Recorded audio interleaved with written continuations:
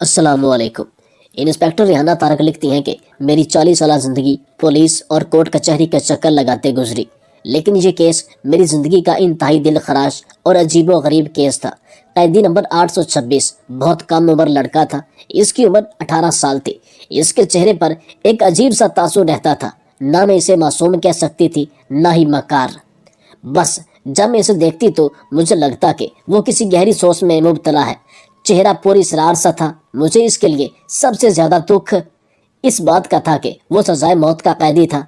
18-19 साल की उम्र में वो ये दुनिया छोड़कर जा रहा था, जबकि इसके लिए ये दुनिया अभी खुली ही नहीं थी। वो तो बहुत कम उम्र लगता था। मेरा इससे पूछने को जी चाहता था कि तुम्हें किस जुर्म की वजह से ये सजा मिली है कि दुनिया की इतनी बहारें छोड़कर तुम आखिरत के सफर पर रवाना हो रहे हो।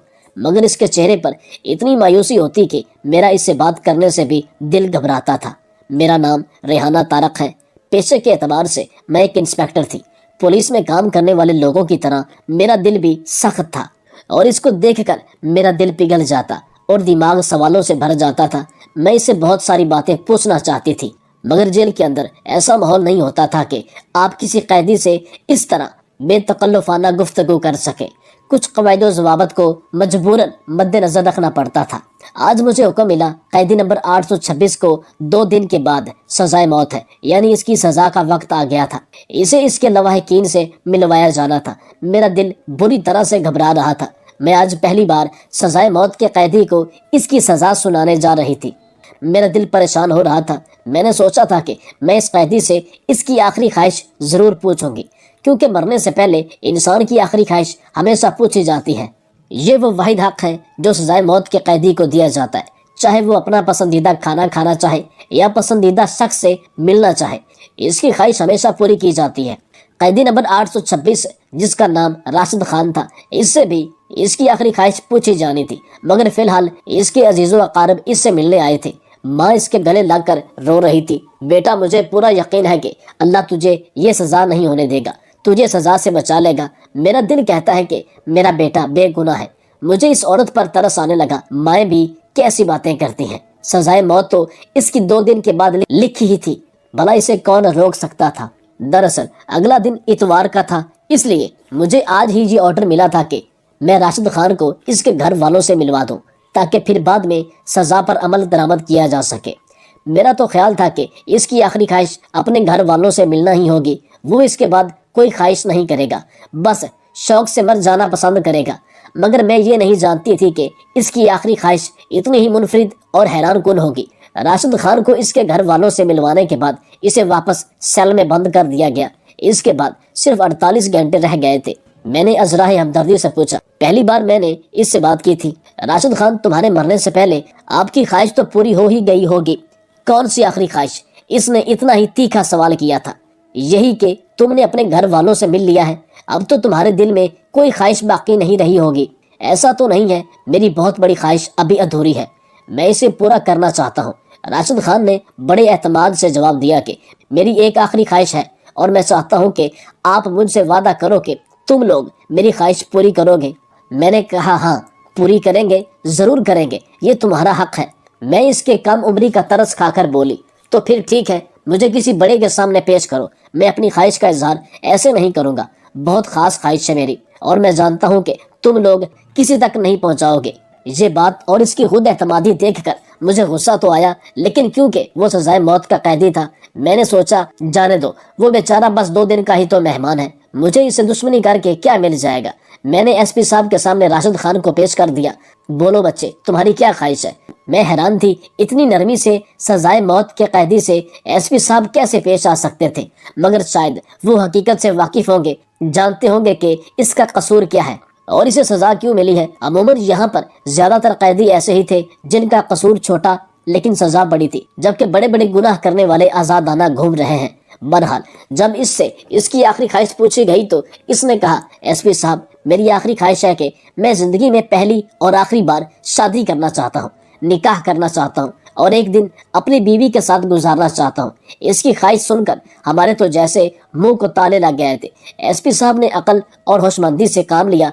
देखो बच्चे, तुम्हारी शादी तो हम करवा देंगे, और तुमसे करने के लिए मानेगा कौन? कमबख्त तुम्हारे घर वाले, अमीर तो है नहीं, تم غریب خاندان سے تعلق رکھتے ہو اور غریبوں سے شادی کرنا تم سمجھ سکتے ہو، کیوں اپنی زندگی کا آخری ایک موقع ضائع کر رہے ہو؟ کوئی اور چیز بتا دو، کھانا پینا، کوئی کسی سے ملنا جلنا، ہم تمہارے لیے سب کچھ کرنے کو تیار ہیں، کیونکہ تم سزائے موت کے قیدی ہو۔ تمہارے لیے دکھ کی بات ہے، مگر قانون سخت ہے، قانون ایسا ہی ہے، سب کے لیے برابر ہے، چاہے کوئی کم عمر اور معصوم ہو یا پھر زیادہ عمر کا یا بدماش، سب کے لیے ایک ہی سزا ہے۔ میں نہیں جانتا کہ تمہیں سزا کیوں ہوئی، تمہارا کیس ظاہر اور پس پردہ کیا ہے، لیکن اب تم سزائے موت کے قیدی ہو، تو بلا وجہ تم یہاں نہیں آئے، تمہیں کسی وجہ سے ہی یہ سزا ملی ہے، اور تم کسی اور چیز کی خواہش کا اظہار کرو تو ہم پوری بھی کر دیں گے، لیکن میں یقین سے کہہ سکتا ہوں تم سے کوئی شادی کے لیے راضی نہیں ہوگا، اور پھر ہم کیسے تمہاری شادی کروائیں؟ راشد خان بڑے اطمینان سے بولا، ایس پی صاحب، میں کب آپ سے کہہ رہا ہوں کہ آپ میری شادی کروائیں؟ میں آپ کو ایک ایسا طریقہ بتاتا ہوں کہ میری شادی خود بخود ہو جائے گی۔ اس کی بات سن کر ایس پی صاحب کے کان کھڑے ہو گئے، سوچنے لگے کہ کہیں یہ جیل کی کسی خاتون سے نکاح کرنے کا نہ بول دے۔ بہرحال راشد خان نے کہا کہ مسجد میں اعلان کروا دیا جائے کہ راشد خان ولد عنایت خان کسی عورت سے شادی کرنا چاہتا ہے جو ایک دن کے لیے سزائے موت سے پہلے اس کی دلہن بن سکے۔ اب یہ بات تھی تو بڑی ہی بے ڈھنگی، اور راشد خان نے ہم سے وعدہ لیا کہ اگر کوئی عورت اس کے بعد بھی مجھ سے نکاح کرنے کو تیار ہوئی تو آپ روکیں گے نہیں، اور صبح ہونے تک وہ میرے پاس ہی رہے گی۔ راشد کی عقل مندی نے ہمیں بھی پریشان کر دیا تھا، اس کی حاضر جوابی ایسی تھی کہ ہم لوگ پریشان ہو گئے۔ ہم نے کہا کہ ٹھیک ہے، ہم اعلان تو کروا دیں گے، مگر ہمیں اتنا یقین ہے کہ تم سے شادی کرنے کوئی نہیں آئے گا۔ کوئی عورت اپنا مستقبل کیوں برباد کرے گی؟ ایک دن کے لیے کیوں دلہن بنے گی؟ اپنے رشتہ داروں سے کیوں کر جھگڑے گی؟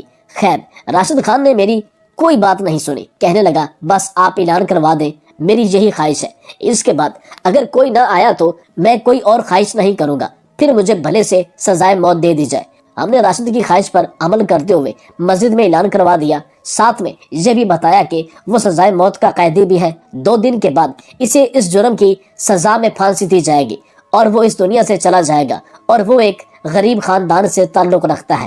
اگر کوئی عورت پھر بھی اس سے شادی کرنا چاہتی ہے تو فلاں تھانے میں آ جائے، وہاں سے اسے جیل پہنچا دیا جائے گا۔ ہمیں تو یہ مذاق ہی لگا تھا، ہم نے تو اس کی خواہش پوری کر دی، مگر ٹھیک 1 گھنٹے کے بعد سپاہی منظور نے بتایا کہ جیل میں ایک عورت آئی ہے جو دلہن کے لباس میں ہے، اور اس کے ساتھ مولوی صاحب بھی ہیں۔ مجھے بات بڑی حیران کن لگی، مجھے لگا کہ شاید یوں ہی کہہ رہے ہوں گے، اور جب میں اور ایس پی صاحب باہر گئے تو یہ دیکھ کر حیران رہ گئے کہ سامنے ایک نوجوان لڑکی جس کی عمر بمشکل 17 سے 18 سال ہوگی وہ کھڑی تھی، اور اس کے ساتھ امام صاحب بھی تھے۔ مولوی صاحب کو دیکھ کر ایسا لگ رہا تھا کہ انہوں نے اس لڑکی کا نکاح پڑھانے کی حامی بھر لی ہے۔ ان کے پاس نکاح کا رجسٹر بھی تھا، جبکہ لڑکی خوب اچھی طرح تیار تھی۔ لڑکی کا میک اپ اور اس کی تیاری دیکھ کر لگتا تھا کہ یہ سب تو اس نے پہلے سے تیار کر رکھا ہے۔ اب راشد خان پر شک ہونے لگا تھا کہ اس نے ایسی خواہش کا اظہار ہی کیوں کیا؟ ایک دن کے لیے اسے اپنی دلہن سے مل کر کیا ملے گا؟ یہ عورت کون ہے؟ میں نے مولوی صاحب سے پوچھا کہ مجھے نہیں پتا، یہ میرے پاس آئی تھی، اس نے اسی طرح دلہن کا لباس پہنا تھا۔ بولی کہ مجھے جیل لے کر چلو، میں نے راشد خان سے نکاح کرنا ہے۔ مجھے نہیں پتا جی اس کے دل میں کیا آیا ہے، میں نے تو اسے سمجھایا کہ ایسا نہیں کرو، مگر یہ سمجھنے پر راضی ہی نہیں، کہتی ہے کہ مجھے راشد خان سے ہی نکاح کرنا ہے۔ میں بتا چکا ہوں کہ وہ سزائے موت کا قیدی ہے، 2-3 دن بعد اس کی موت واقع ہو جائے گی، مگر یہ مانتی نہیں، کہتی ہے کہ کوئی بات نہیں، میں ایک ہی دن راشد خان کے ساتھ رہوں گی، مگر میری بھی خواہش پوری ہو جائے گی، کیونکہ میں راشد خان سے سچی محبت کرتی ہوں۔ ہمیں نہیں پتا تھا کہ راشد خان کو کوئی لڑکی اتنا چاہتی ہے کہ اس کے لیے سب کچھ چھوڑنے کو تیار ہے۔ بات بڑی عجیب سی تھی، لیکن خیر ہمارا کام تو اس کی خواہش پوری کرنا تھا۔ ہم نے کسی بات پر کوئی اعتراض نہیں کیا۔ مولوی صاحب بلایا گیا، راشد خان کو اس کے سیل سے بلا کر باہر آفس میں بٹھا دیا گیا۔ مولوی صاحب نے نکاح پڑھایا، 2-4 گواہوں کی موجودگی میں قبول و ایجاب ہوا۔ راشد خان نے کہا کہ اب خواہش کے مطابق، وعدے کے مطابق آپ میری دلہن کو میرے سیل میں بھیجیں گے، میں اس کے ساتھ باتیں کروں گا پورا دن، بس ہم اپنی پرانی یادیں تازہ کریں گے، پھر یہ چلی جائے گی، اس کے بعد مجھے آپ پھانسی پر چڑھا دیں، مجھے کوئی غم نہیں ہے، مجھے میری محبت مل جائے گی۔ راشد خان کی باتیں سن کر میری آنکھوں میں بھی آنسو آ گئے تھے۔ سچی محبت واقعی ایسی ہوتی ہے، میں نے یہی دل میں سوچا تھا، مگر یہ نہیں جانتی تھی کہ اس کے پیچھے کتنی بڑی کہانی ہوگی جو ہماری بھی ہوش و حواس اڑا کر رکھ دے گی۔ ایس پی صاحب نے مسکراتے ہوئے مجھے اشارہ کیا کہ تم اس لڑکی کو راشد خان کے سیل میں بند کر دو، وہاں تو کرسی بھی نہیں ہے، بستر بھی نہیں ہے، یہ لڑکی خود ہی تنگ آ کر تھوڑی دیر میں باہر نکلنے کے لیے کہہ دے گی۔ میں نے بھی یہی سوچا تھا، اس لڑکی کو سیل میں لے گئی، وہاں تو بامشکل 2 لوگوں کے کھڑے ہونے کی جگہ تھی۔ میں نے ان دونوں کو سیل میں بند کر دیا اور پھر باہر آ گئی۔ مجھے لگا تھا کہ تھوڑی دیر کے بعد وہ لڑکی تنگ آ جائے گی، مگر مجھے ہلکی ہلکی سی آوازیں آنے لگی۔ ایسا لگ رہا تھا کہ کوئی کچھ کھولنے کی کوشش کر رہا ہے۔ شک ہوا کہ شاید سیل کا دروازہ توڑنے کی کوشش کی جا رہی ہے، مگر میں مطمئن تھی، میں جانتی تھی کہ سیل کا دروازہ کھولنا اتنی آسان بات نہیں ہے۔ میری کوشش یہی تھی کہ راشد خان اپنی آخری باتیں اپنی معشوقہ سے کر لے۔ مجھے ان دونوں میں فی الحال کوئی دلچسپی نہیں تھی۔ جو وہ باتیں کر رہے تھے نہ ہی میں نے سنی نہ ان پر دھیان دیا۔ مجھے مطمئن کرنے کے لیے بس ایک ہی بات کافی تھی کہ سیل پر ایک مضبوط تالا لگا ہوا تھا اور اس تالے کو کوئی چاہ کر بھی نہیں کھول سکتا تھا۔ کافی دیر گزر گئی تھی، مجھے نیند آنے لگی، تب مجھے اس سیل سے تھوڑی سی چیخنے کی آواز آئی۔ میں فوراً ہی وہاں پہنچی تو وہ لڑکی جو کہ راشد خان سے نکاح کر کے یہاں آئی تھی اور سیل میں بیٹھی ہوئی تھی، اس نے کہا کہ مجھے یہاں سے نکال دیا جائے، اب میں راشد خان کے ساتھ 1 منٹ نہیں رہ سکتی۔ مجھے لگا کہ شاید راشد خان نے اس لڑکی کے ساتھ کوئی بدتمیزی کی ہوگی۔ اس نے کہا کہ میرے گھر والے میرا انتظار کر رہے ہوں گے تو مجھے اب گھر جانا ہے۔ میں نے جلدی سیل کا دروازہ کھولا، اس لڑکی کو آزاد کیا اور واپس تالا لگا کر راشد خان کو قید کر کے واپس اپنے کمرے میں آ گئی۔ میں اس بات سے بے خبر تھی کہ جب میں صبح اٹھوں گی تو ایک طوفان ہوگا جو میرا منتظر ہوگا۔ ایس پی صاحب نے مجھ سے کہا کہ وہ سزائے موت والا قیدی 826 کہاں ہے؟ میں نے کہا وہ اپنے سیل میں ہوگا۔ آپ ایسا کیوں پوچھ رہے ہیں؟ بولے مجھے تو کہیں نظر نہیں آ رہا۔ میں نے ایک دوسرے کانسٹیبل کو بھیجا تھا کہ وہ راشد خان کو لے کر آئے۔ تم جا کر سیل میں چیک کرو کہ وہ کہاں ہے، کہیں تم سے کوئی غلطی تو نہیں ہو گئی۔ میں نے ایس پی صاحب کو یہ تو کہہ دیا تھا کہ میں جا کر دیکھتی ہوں، مگر میرا دل تیزی سے دھڑک رہا تھا۔ اگر وہ قیدی کہیں گم ہو گیا یا اس نے مجھے کوئی چکما دے دیا ہوا تو میں کیا کروں گی؟ خیر میں جلدی 826 والے سیل میں گئی۔ وہاں معمول کے مطابق میں نے راشد خان کو آواز دی اور کوئی جواب نہیں آیا۔ میں نے ٹارچ لگا کر دیکھا تو ایک شخص جو کہ جیل کے فرش پر پڑا ہوا تھا، ایسا لگ رہا تھا کہ اس کی موت واقع ہو چکی ہے۔ میں نے جلدی سے سیل کو کھولا، مگر جب میں نے اسے ہاتھ لگایا تو میری تو جان نکل گئی۔ اتنے میں ایس پی صاحب بھی پہنچ چکے تھے۔ انہوں نے بھی اس شخص کی طرف دیکھا تو ان کے بھی ہوش اڑ گئے تھے۔ ایس پی صاحب مجھے ڈانٹنے لگے، تمہیں اتنی عقل نہیں ہے، تمہیں اتنا تجربہ ہو گیا ہے یہاں کام کرنے کا، مگر ابھی تک تمہیں لوگوں کی سمجھ نہیں آئی، شرم آنی چاہیے۔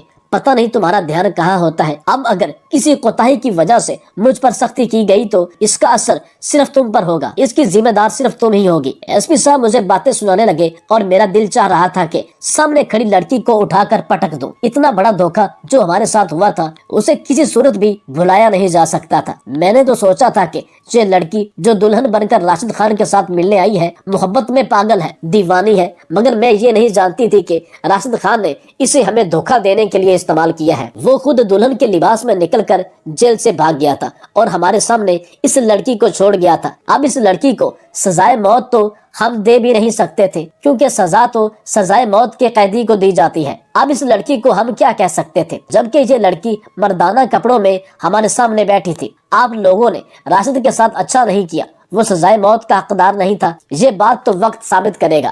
اس لڑکی نے آنکھوں میں آنکھیں ڈال کر مجھ سے یہ بات کہی تو مجھے اس پر مزید غصہ آنے لگا، مگر میں کچھ نہیں کر سکتی تھی۔ ایس پی صاحب نے حکم دیا کہ اب راشد خان کو جلد سے جلد ڈھونڈا جائے، ورنہ 2 دن کے بعد ہم کیا جواب دیں گے۔ ہمیں اسے سزائے موت دینی تھی، پھانسی کے پھندے تک پہنچانا تھا، اور وہ ہمیں چکما دے کر بھاگ گیا۔ بڑے افسوس کی بات ہے، مجھے تمہاری ڈیوٹی مردوں کی جیل میں لگانی ہی نہیں چاہیے تھی۔ عورت عورت ہی ہوتی ہے، وہ مردوں کو نہیں سمجھ سکتی۔ ایس پی صاحب مجھے مختلف باتیں سنا رہے تھے، میرا دل بری طرح گھبرا رہا تھا۔ میں سمجھ نہیں پا رہی تھی کہ اتنا بڑا دھوکہ میرے ساتھ کیسے ہو سکتا ہے۔ میں نے ایک شخص پر بھروسہ کیا، ایک لڑکی پر ترس آیا، ترس کھا کر اس کا نکاح کروایا، اور اس نے میری ہی آنکھوں میں دھول جھونک دی۔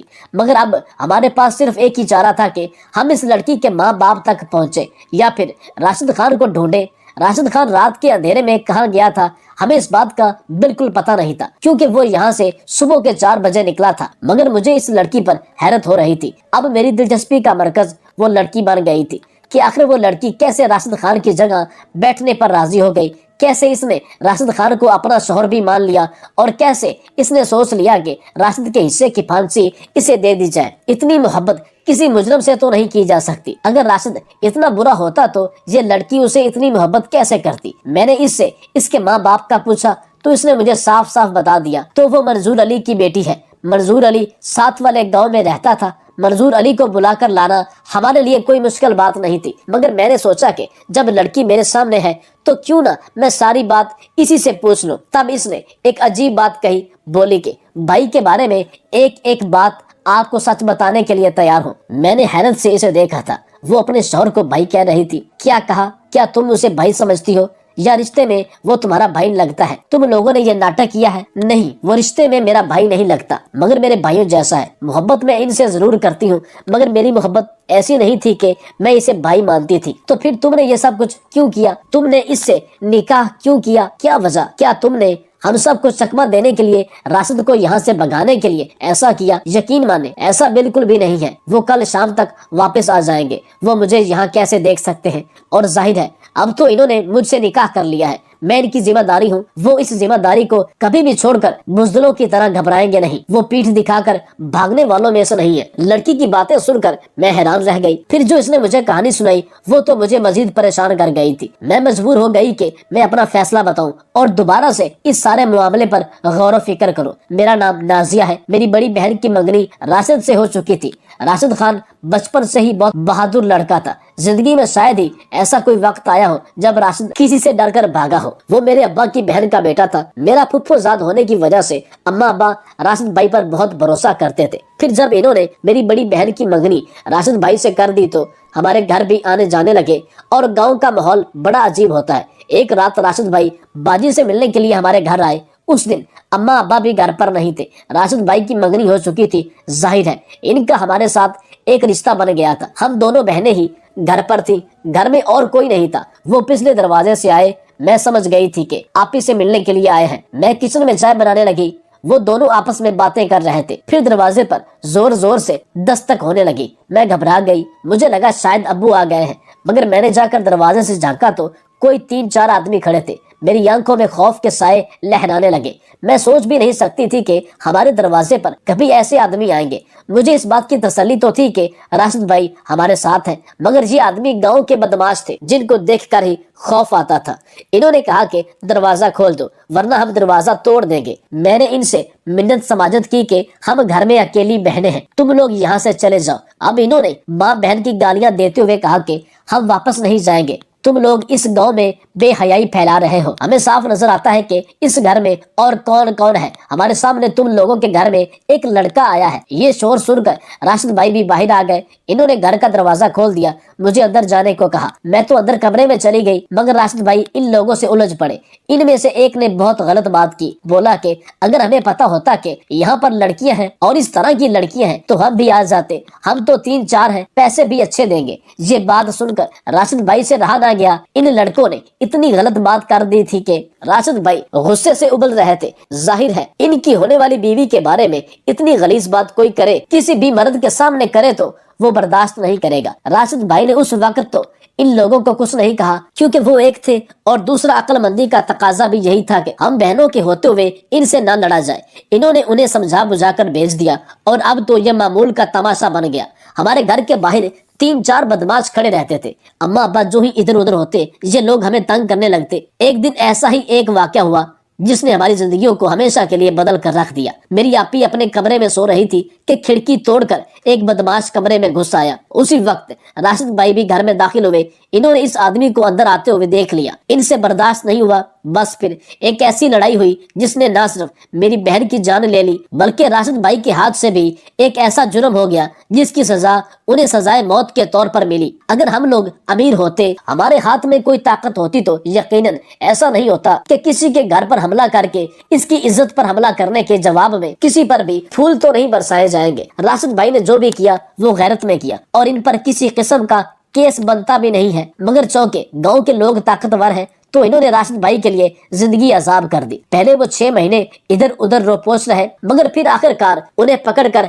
जेल में डाल दिया। अब अगर वो यहाँ से निकलते भी हैं तो भी ये लोग उन्हें जिंदा नहीं छोड़ेंगे। हालांकि कसूर हमारा नहीं, قصور ان لوگوں کا ہے جنہوں نے ہمارے گھر پر بلا وجہ نظر رکھی اور ہمیں ہمارے ناکردہ گناہوں کی سزا دینا چاہتے ہیں۔ راشد بھائی کی والدہ نے ان کو ملاقات کے دوران انہیں یہ منصوبہ سمجھا دیا۔ میری اماں نے انہیں قسم دے کر کہا تھا کہ میں اپنی دوسری بیٹی بھی تم پر قربان کر دوں گی مگر تم کو سزا نہیں ہونے دوں گی۔ ہمارے خاندان کو جتنی ان کی ضرورت ہے اتنی اور کسی کی نہیں، میں مر بھی جاؤں تو کوئی فرق نہیں پڑے گا۔ یہ کہہ کر وہ لڑکی رونے لگی۔ مجھے سمجھ نہیں آیا کہ اب اس کیس کا کیا ہوگا، لیکن بس خدا کی مدد سے ان لوگوں کی بھی کسی بڑے تک پہنچ ہو گئی۔